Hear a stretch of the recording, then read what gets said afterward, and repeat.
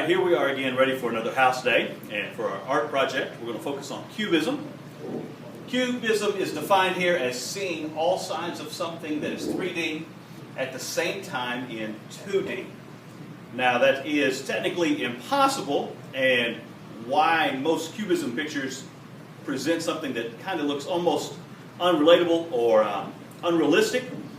It may be hard to determine actually what's going on in the picture, but that is the Cubism style that Picasso really made famous. Our project for House Day is going to include one poster board and our game on character.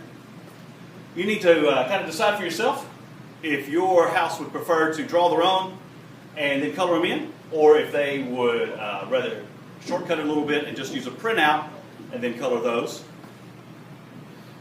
Our instruction is going to be to cut out the character and then cut them apart as well. They don't necessarily need to be like a puzzle piece, just any kind of separation of cuts. If it's a full sheet of paper, you're probably looking at trying to get somewhere between 10 and 20 pieces so that in step 2, we can glue them to the poster board.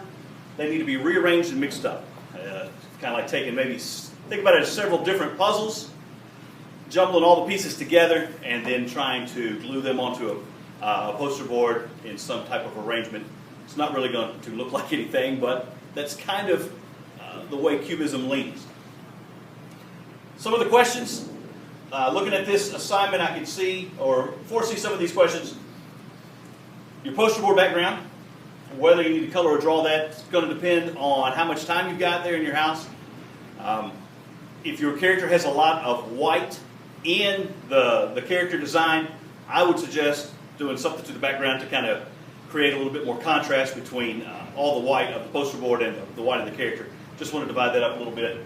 And then how many characters you need to print out, probably enough for each kid, or having each kid make one, having your older kids make one for them, maybe for the younger students as well, on a piece of drawing paper, normal size like what we got at the copy machine. Have them, your printouts, take up most of that page if you can get them, or enlarge them to that size so that there's not a whole lot wasted of paper cut out, and when we make those pieces it'll fill up quite a bit of that poster board.